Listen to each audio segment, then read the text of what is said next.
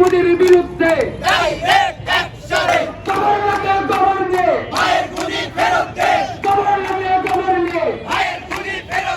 হাদি ভাইয়ের আসামিদের ভারতে আশ্রয় দেওয়ার প্রতিবাদে রাজশাহী হাই কমিশন ঘেরাও কর্মসূচি পালন করার উদ্দেশ্যে আমরা অবস্থান কর্মসূচি গ্রহণ করি।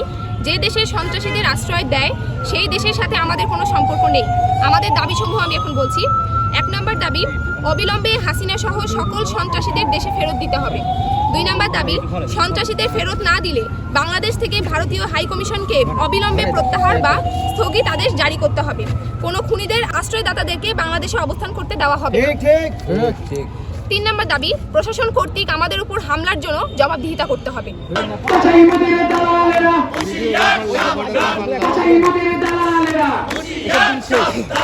প্রাক্তন প্রধানমন্ত্রী সহ অন্যান্য যারা আছে ভারতে লুকিয়ে আছে তাদেরকে আনার জন্য রাষ্ট্রীয়ভাবে ব্যবস্থা নেওয়া হয়েছে। এখানে আপনাদের যে আঞ্চলিক রাজশাহী থেকে যে দাবিটা আছে, আপনাদের যে দাবি দেওয়া আপনারা আমাদেরকে দিয়েছেন লিখিতভাবে, আমরা এইগুলা যথাযথ চ্যানেলে আমরা সর্বোচ্চ জায়গায় পৌঁছে দেব। বিষয়টা এটা ধরেন আমাদের একার বিষয় না, বিভিন্ন রাষ্ট্রীয় বিষয়। এগুলা পুলিশ হচ্ছে আমরা শুধুমাত্র নিরাপত্তা, সিকিউরিটি এবং প্রোটেকশনের কাজগুলো করি। পলিসি মেকিংয়ের কাজগুলো তো রাষ্ট্রের মন্ত্রণালয় করে, রাষ্ট্রের আরও বড় বড় প্রতিষ্ঠান করে। সেই ক্ষেত্রে আমরা আপনাদের দাবি দেওয়াগুলো, যে দাবিগুলো আছে ন্যায্য দাবিগুলো আমরা উপরে পৌঁছে দিই।